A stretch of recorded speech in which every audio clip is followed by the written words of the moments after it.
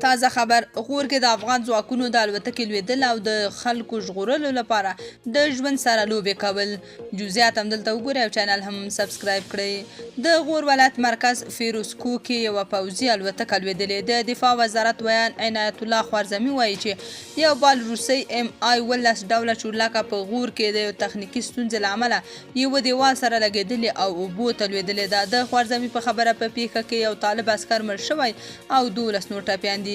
نوموړي زیاته کړې چې چورلکه کې سپرو کسانو غوښتل هغه جسدونه له اوبو راوباسي چې تېره ورځ یو پلنکوش ډوله موټر د هریرود سیند ته لوېدلی و.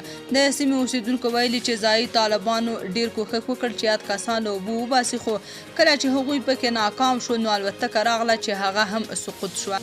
بلخو افغانستان کې مرګونو سیلابونو لا هم ځینې کسان ادرکه کړي او د ناروغیو خپرېدو ویره شته. په مرکزي بغلان ولسوالۍ کې د طبي مرستو ډلې یو غړي ډاکټر سمیع الحق غني د BBC خبریال یما بارز ته وویل د عامې روغتیا او نورو ملګرو طبي ټولنو په ګډون د روغتیا پالانو یوه ډله سیلاب ځپلو سیمو ته رسېدلي چې د دارو درملو یوه جوپه هم له ځان سره هلته رسولې ده. د روغتیا پالانو دغه ډله وایي له دوی سره امبولانسونه هم او په سیمه کې د نږدې 250 ناروغانو او ټپیانو درملنه کړې ده.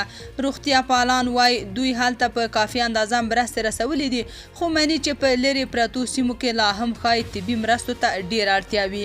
دغه روغتیا پالان دغه راز هغه اندېښنې هم تاییدوي چې په سیلاب ځپلو سیمو کې د ساري ناروغیو په تړاو راپورته شوي دي. بل لور د تېرې جمعې ورځې د سیلابونو په هکله ویل کېږي چې درانه ځاني او مالي زیانونه یې اړولي او اوس هم یو شمېر کسان ادرکه دي. تاسو په دې اړه څه نظر لرئ؟ کومنټ کې شریک او چینل هم سبسکرایب کړئ.